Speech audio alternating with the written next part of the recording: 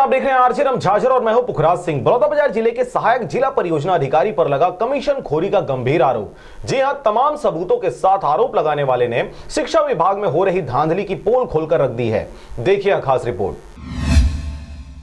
Commission खोरी के ऐसे मामले अमूमन सभी विभागों से सामने आते रहते हैं, परंतु सरकारी विभागों में से शिक्षा विभाग को इस प्रकार के धांधली से दूर ही समझा जाता था। परंतु बलौदाबाजार जिले के सहायक जिला परियोजना अधिकारी पर आरोप और सबूतों के आधार पर यह कहा जा सकता है कि शिक्षा विभाग भी 2 नंबर की कमाई से पीछे नहीं है। जी हां, आपको बता दें कि बलौदाबाजार के सहायक जिला परियोजना अधिकारी पर 2018-19 में शिक्षकों की बैठक व चर्चा सहित प्रशिक्षण के लिए जिले के सभी संकुलों में भेजे गए राशि को संकुलों को देने के लिए उनसे 10% की कमीशन खोरी का आरोप लगाया गया है। राशि तो आहरित हुआ है, प्लस 45% राशि आज तक नहीं हुआ है, जारी ही नहीं किया गया है। उसी 45% राशि जारी करने के लिए 55% से 10% राशि वसूली कर श्री मनहरन लाल साहू सहायक जिला परियोजना अधिकारी को दिया गया है। मनहरन साहू यानी सहायक जिला परियोजना अधिकारी के द्वारा बलौदाबाजार जिले के 6 ब्लॉकों में से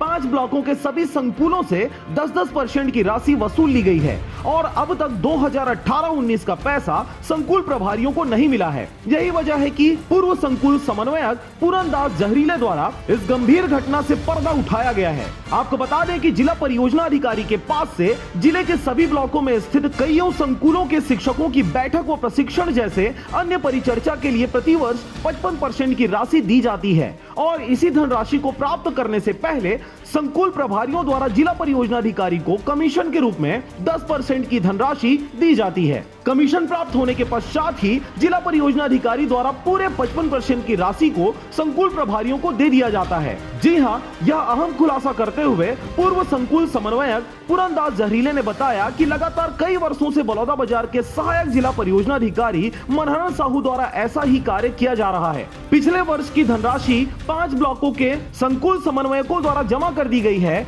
परंतु अब तक मनहरन साहू द्वारा संकुलों को पैसा उपलब्ध नहीं कराया गया। जबकि मनहरन साहू से बात करने पर उन्होंने कहा कि धनराशि तो जारी कर दी गई है, लेकिन पैसे का डिमांड या लेन देन की बात किसी से नहीं की गई है।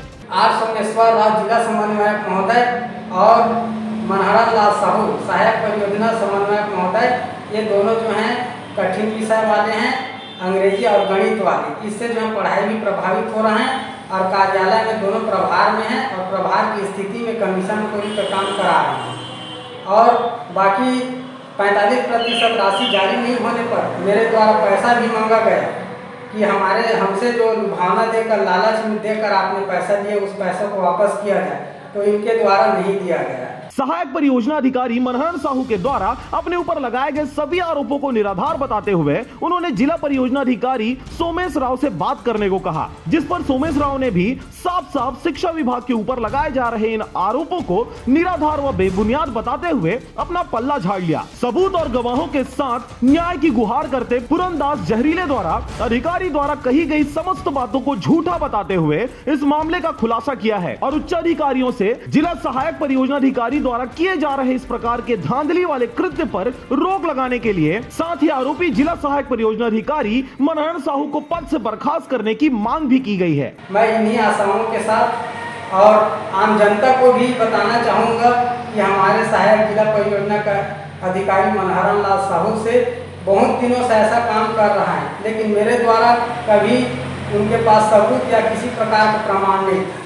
क्योंकि इस बार जो है मैं उसका ऑडियो के रूप में सबूत रखा हूँ और हमारे ब्लॉक अध्यक्ष के द्वारा दिया गया है।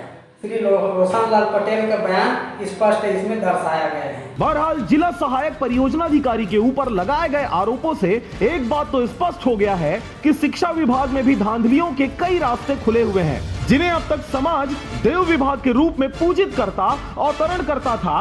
अब इन विभागों से भी कई प्रकार की कमीशन खोरी की बातें सामने आने के पश्चात चाहे आरोप सिद्ध हो या ना हो, परंतु सबको दाल में कुछ काला होने की बात जरूर समझ में आ गई है। अब आगामी दिनों में यह देखने वाली बात होगी कि क्या उच्चाधिकारियों द्वारा सहायक जिला परियोजना अधिकारी के ऊपर लगाए गए इन आरोपों की जांच पड़ताल करते दोषियों को सजा दी जाती है या फिर ऐसे ही कमीशन खोरी का यह काला कारोबार शिक्षा विभाग में भी फलता फूलता रहेगा। बलौदाबाजार से धनेश आडिल की रिपोर्ट, आरजे रमझाझर।